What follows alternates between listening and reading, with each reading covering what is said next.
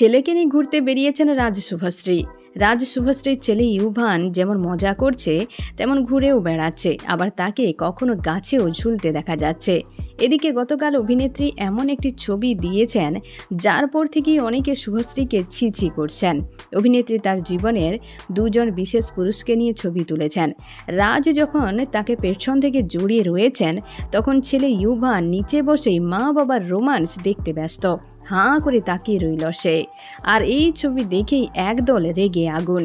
কিন্তু কেন? অভিনেত্রী ছেলেকে সামনে বসিয়ে রেখেছেন, তাতেই আপত্তি নেট নাগরিকদের। কেউ কেউ তাকে কটাক্ষ করে এও বলেছেন ছেলেকে কি ভিক্ষা করাতে বসিয়েছেন।